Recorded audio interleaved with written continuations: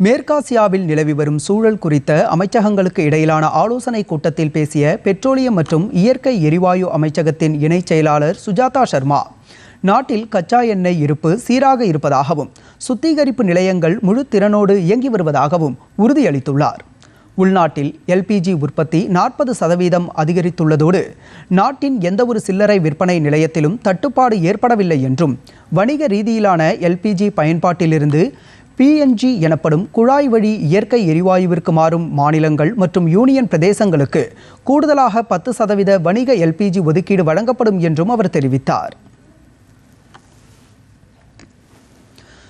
துறைமுகங்கள், கப்பல் போக்குவரத்து மற்றும் நீர்வழி அமைச்சகத்தின் சிறப்பு செயலாளர் ராஜேஷ்குமார் சின்ஹா பேசுகையில், அனைத்து இந்திய கப்பல்களும் பாதுகாப்பாக இருப்பதாகவும் இதுவரை எந்த அசம்பாவிதங்களும் பதிவாகவில்லை என்று தெரிவித்துள்ளார்.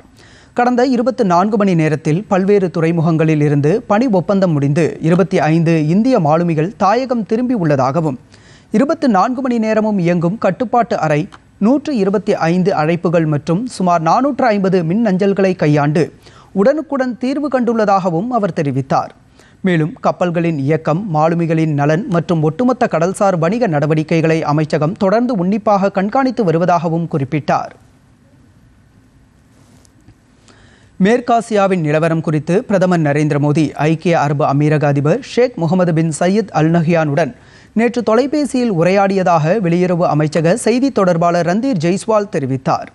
ஐக்கிய அரபு அமீரகம் மீது நடத்தப்பட்ட தாக்குதல்களால் ஏற்பட்ட உயிரிழப்புகள் மற்றும் பொதுமக்கள் உட்கட்டமைப்பு சேதங்களுக்கு கடும் கண்டனம் தெரிவித்த பிரதமர் நரேந்திர மோடி, ஹார்முஸ் நீரிணை வழியாக பாதுகாப்பான மற்றும் தடையற்ற கப்பல் போக்குவரத்தை உறுதி செய்ய வேண்டியதன் அவசியத்தை இரு தலைவர்களும் வலியுறுத்தியதாக குறிப்பிட்டார்.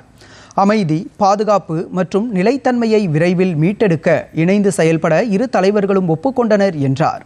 மேலும் தெஹ்ரானில் உள்ள இந்திய தூதரகம், ஆர்மீனியா மற்றும் அஜர்பைஜானுக்கு நில எல்லை வழியாக பயணம் செய்யும் இந்திய மாணவர்கள் உள்ளிட்ட குடிமக்களுக்கான பயண ஆலோசனையை வெளியிட்டுள்ளதாகவும், எல்லை தாண்டிய பயணங்களை சுமூகமாக மேற்கொள்ள அந்த அறிவுறுத்தல்களை பின்பற்றுமாறும் செய்தி தொடர்பாளர் கேட்டுக்கொண்டார்.